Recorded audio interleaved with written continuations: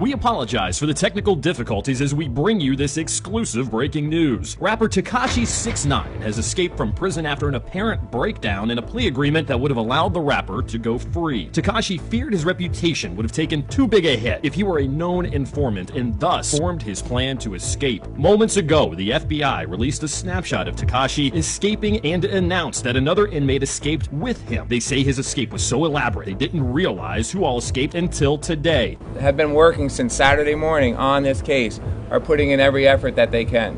We're talking about two men who have been very elusive. They came up with a very elaborate and creative plan to escape from one of the most secured facilities in New York State, if not in the United States. And so that is what we are defending right now. An anonymous source close to the investigation says Bill Cosby has been identified as the second escapee and is already in custody after a black Maserati was seen throwing him back onto the doorstep of the prison before speeding away. The FBI says embattled singer R. Kelly appears to have broken out of jail himself and fled to his New York mansion and identified him as the passenger in that Maserati.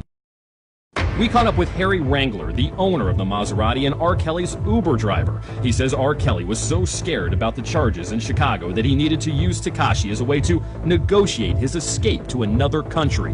I pull up, it's R. Kelly's house. He told me to turn off my destination thing. He said, don't say nothing, turn it off. Hands me $1,000. I say, hey, what can I say? I ain't gonna say nothing. About 45 minutes to an hour later, we pull up to a jail. So we pull up, I look over, it's Bill Cosby and Tekshi running out. They're going through a little hole in the fence. He say, don't say nothing, hands me $1,000. I ain't gonna say shit, because I need the money right now, so I ain't saying nothing. So they hop in the car. Bill Cosby starts tripping, right? R. Kelly's pissed off because he saw Bill Cosby trying to put the vitamins inside the sippy cup. And you know you don't put the vitamins inside the sippy cup. Everybody knows that. All right, so we get back to the prison, kick Bill Cosby's ass out, right? I look back, and I think Tekshi must have hit the sippy cup. He's knocked out, passed out.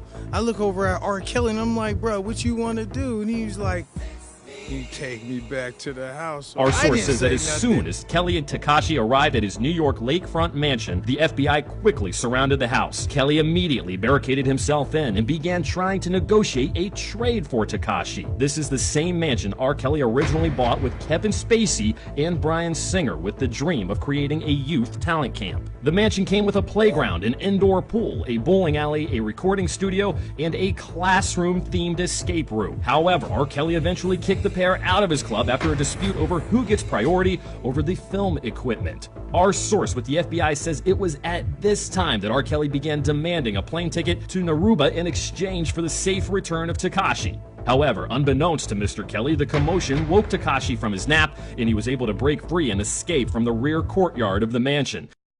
Tekshi immediately ran to the authorities and began telling everyone he knew. Tekshi could be heard complaining that a return to prison as a snitch would be tantamount to being in prison with 1,000 R. Kellys. The FBI says Tekashi's fear was enough for him to scream, "It's them way," and finally take the plea deal. Tekshi even told on Harry Wrangler for running a few red lights and driving without insurance. Live from another dimension, I shine on you. WFKE.